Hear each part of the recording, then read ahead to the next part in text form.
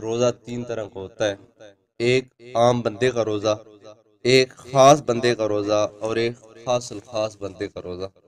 عام بندے کا روزہ یہی ہے کہ وہ بندہ طلوع فجر سے غروب آفتاب تک اپنے پیٹ کو کھانے پینے سے روکتا ہے اور اپنی شہوات کو، خواہشات نفسانی کو روکے رکھتا ہے۔ یہ عام بندے کا روزہ ہے جو ہم روزہ رکھتے ہیں۔ اور خاص بندے کا روزہ یہ ہے کہ وہ اپنے جسم کے تمام اعضاء کو گناہوں سے روکتا ہے، اور یہ جو اپنے گناہوں سے روکنے کا روزہ ہے یہ صالحین کا روزہ ہے، نیک لوگوں کا روزہ ہے، پرہیزگار لوگوں کا۔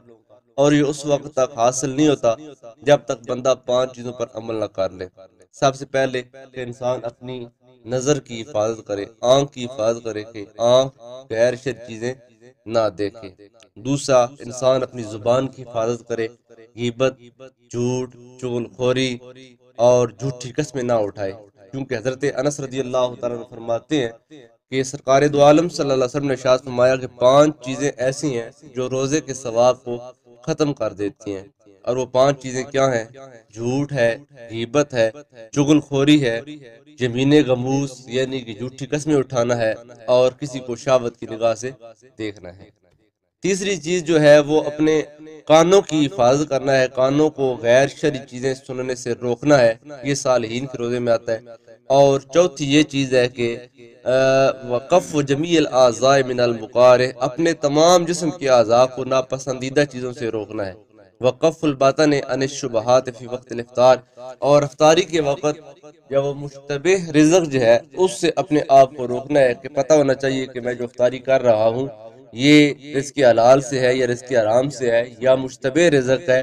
لہٰذا جو بندہ اس چیز کا خیال رکھتا ہے وہ اس زمرے میں آتا ہے کہ اس کا روزہ صالحین کے روزے میں آتا ہے، اور وہ خاص لوگوں کا روزہ ہے۔ اور پانچویں چیز یہ ہے کہ افطاری کے وقت بندہ حلال رزق سے بھی اپنے پیٹ کو مکمل نہ بھرے۔ رزق حلال ہو، بندے کو پتہ ہو کہ میرا رزق حلال ہے، لہٰذا یہ پتہ ہے حلال ہے، پھر تو انسان کو دبا کر کھانا چاہیے، اپنے پیٹ کو خوب بھرنا چاہیے۔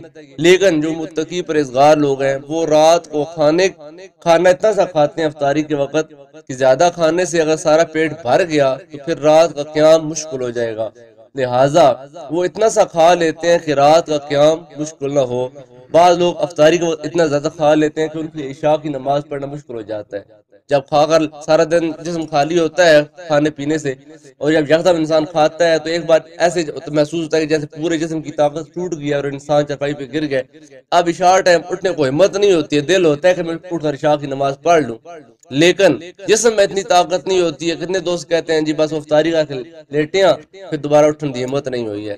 وہ یہی وجہ ہے کہ ہم افطاری کے وقت اتنا زیادہ کھا جاتے ہیں، حلال رزق بھی ہو تو اتنا زیادہ نہ کھائیں کہ آپ کا رات کا قیام وہ مشکل ہو جائے۔ تو جو بندہ ان پانچ چیزوں پر عمل کر لیتا ہے اس کا روزہ صالحین کے روزے میں اور خاص لوگوں کے روزے میں ہو جاتا ہے۔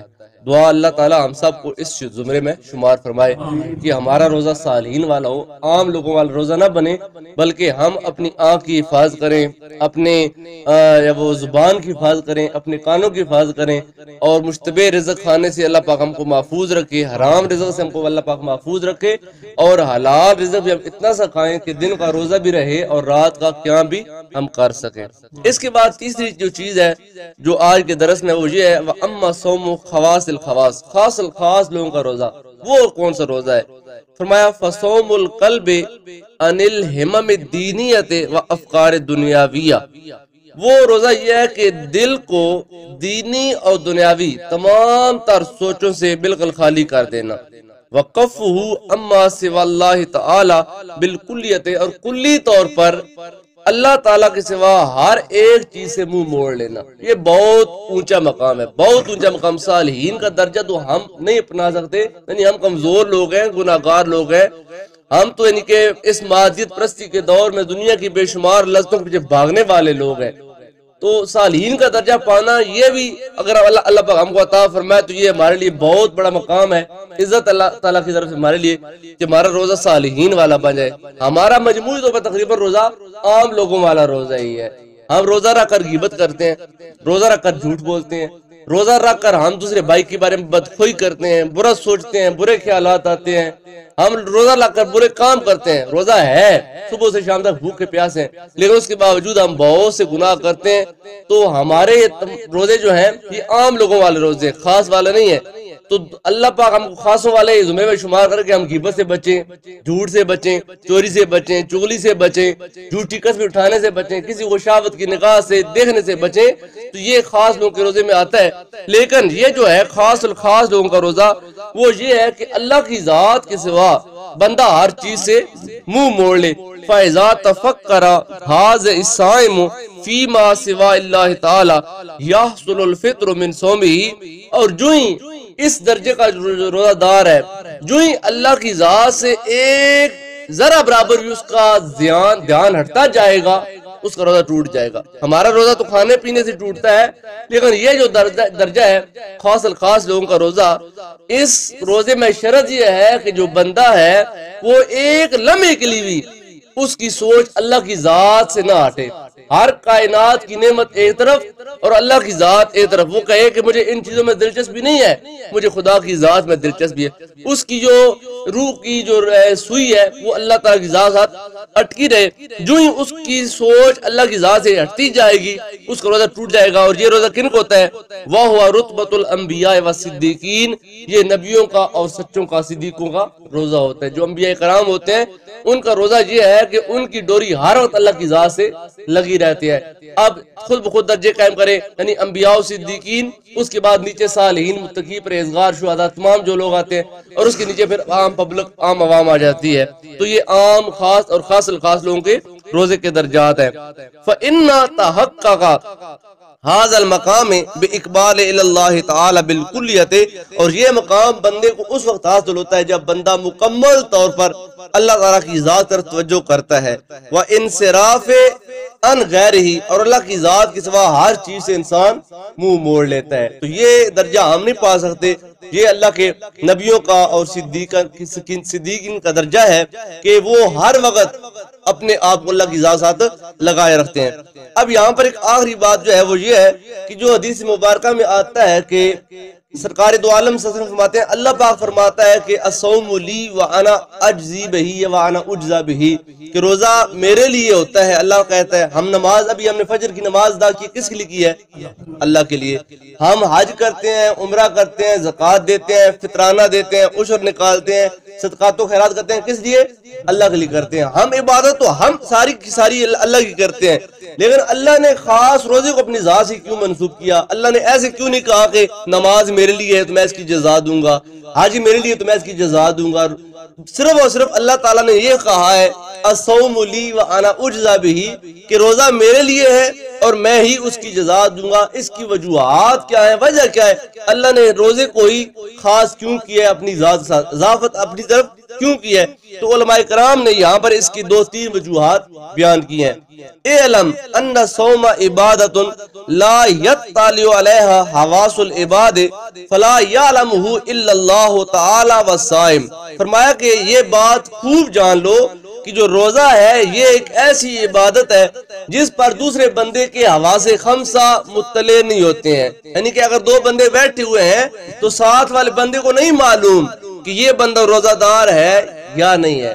ابھی ہم سارے لوگ جو مسجد میں بیٹھے ہوئے ہیں، مجھے نہیں معلوم کہ آپ میں سے کتنوں کا روزہ ہے اور کتنوں کا روزہ نہیں ہے، اور آپ کو نہیں معلوم کہ جو میں آپ کو بیان کر رہا ہوں میں نے اپنا روزہ بھی رکھا ہوا ہے یا نہیں رکھا ہوا ہے. تو یہ ایک ایسی عبادت ہے جس پر دوسرے بندے کے حواس مطلع نہیں ہوتے ہیں، نہیں اس کو معلوم ہوتا.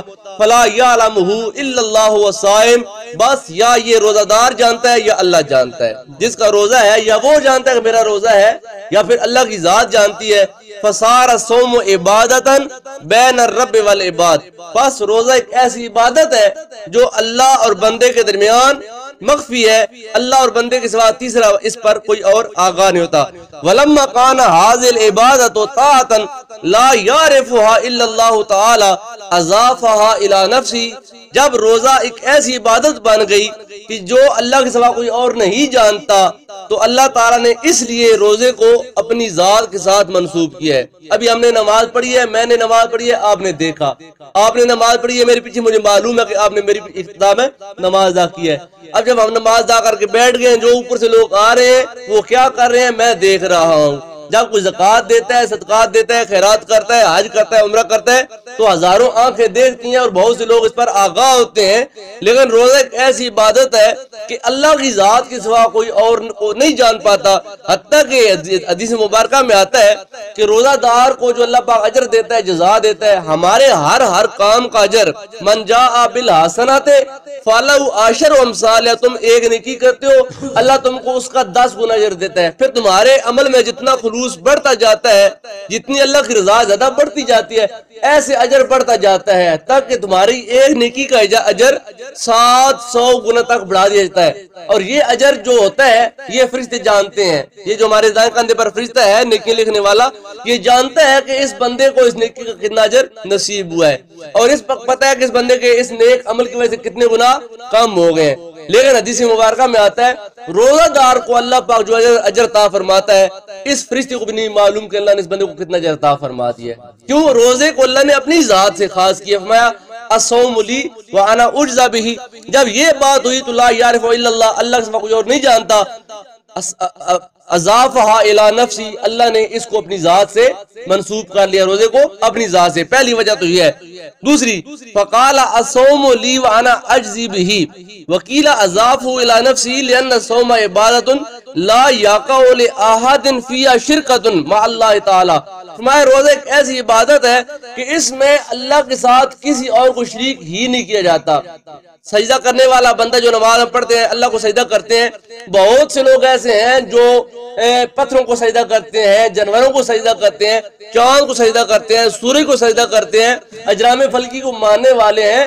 یہ جو 3 اوقات مکروہ ہیں، صبح کے وقت جب سورج چڑھ رہا ہو، شام کو سورج غروب ہو رہا ہو، دن کو جب سورج سر پر آ جائے، یہ 3 جب وہ ٹائم جو ہے یہاں ان 3 ٹائموں میں سجدہ کرنے سے منع کیا گیا ہے، روکا گیا ہے کہ یہ 3 اوقات مکروہ ہیں۔ اس کی وجہ کیا ہے؟ وجہ یہ ہے کہ جو اجرام فلکی کو ماننے والے ہیں وہ ان اوقات میں جو سورج کو پوجنے والا ہے وہ سورج کی عبادت کرتا ہے، سورج کو سجدہ کرتا ہے، جو چاند کو پوجنے والا ہے وہ چاند کو سجدہ کرتا ہے، کوئی سورج کو ڈھلتے ہوئے کوئی سورج کو چڑھتے ہوئے وہ سجدہ کرتا ہے۔ تو دین اسلام ایک ایسا غیرت والا دین ہے۔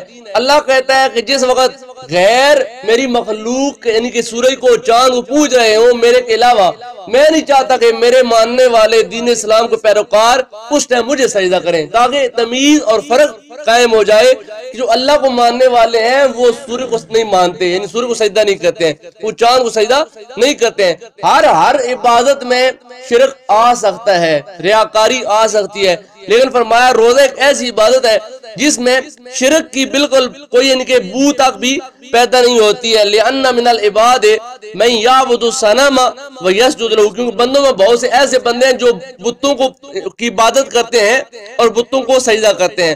وَيُصَلِّي لِلشَّمْسِ، اور بہت سے لوگ ایسے ہیں جو سورج کو سجدہ کرتے ہیں، وَالْقَمَرِ، اور چاند کو سجدہ کرتے ہیں، وَيَتَصَدَّقُ لِأَجْلِ الصَّنَمِ، اور بہت سے لوگ ایسے ہیں جو کہ بتوں کے لیے قربانیاں کرتے ہیں، صدقات دیتے ہیں۔ وَالْكُفَّارُ، اور یہ تمام لوگ کافر ہیں، یعنی کہ سورج کو، چاند کو اور دیگر چیزوں کو سجدہ کرنے والے اور ان کے لیے قربانیاں کرنے والے یہ تمام کفار ہیں۔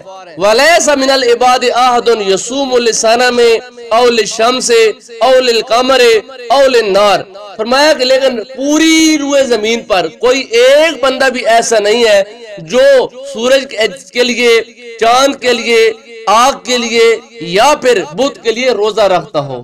یعنی ہر عبادت باقی تمام چیزوں کی کی جاتی ہے، صدقے بھی دیے جاتے ہیں، قربانیاں بھی کی جاتی ہیں، سجدے بھی کیے جاتے ہیں چاند کے لیے، سورج کے لیے، بتوں کے لیے، لیکن کوئی بھی بندہ چاند، سورج، آگ اور بتوں کے لیے روزہ نہیں رکھتا۔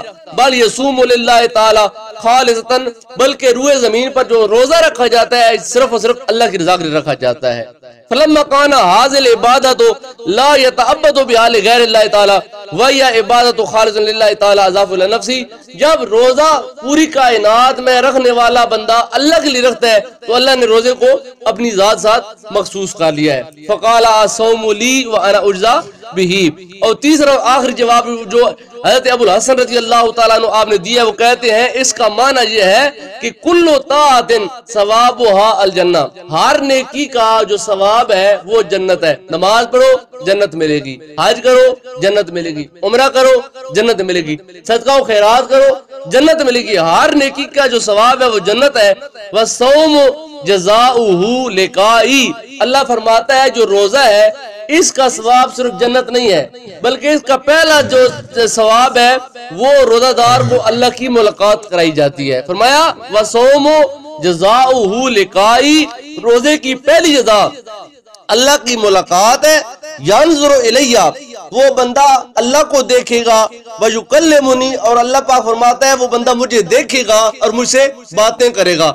व उकल्लिमुहु बिला रसूलिन वला तर्जुमानिन, और अल्लाह पाक फरमाता है मैं रोजादार से बगैर किसी वास्ते और वसीले के, किसी रसूल, किसी तर्जमान, किसी ट्रांसलेटर के अलावा मैं डायरेक्ट अपने बंदे से कलाम करूंगा।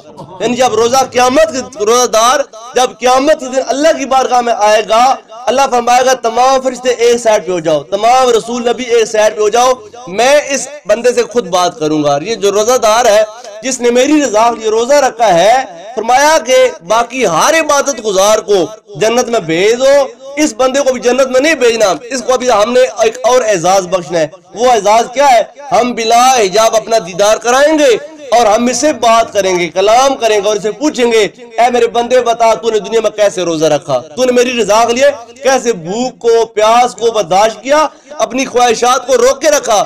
हम उससे बात करेंगे, अपनी मुलाकात कराएंगे, बात करेंगे, फिर हम फरिश्तों के जलव में इसको जन्नत में दाखिल फरमा देंगे। ये है रोजे का सवाब और ये है रोजे का अजर।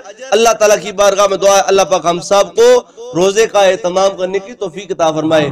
सरकार दो आलम सल्लल्लाहु अलैहि वसल्लम ने अपनी अहादीस में बेशुमार रोजे के और रोजादार के फज़ाइल बयान किए हैं, रोजेदार के मदारिज बयान किए हैं। अल्लाह ताला की बारगाह में दुआ करते हैं अगर हम खास लोगों में शुमार नहीं होते तो कम अज कम अल्लाह पाक हम सब को खास लोगों में शुमार फरमाए, अपने मुत्तकी परहेज़गार लोगों में शुमार फरमाए, अवाम से निकाल कर खास में अल्लाह पाक हमारा शुमार फरमाए, हमारी इबादत को कबूल फरमाकर हम सब को अल्लाह ताला अपनी खास कुर्बत नसीब फरमाए।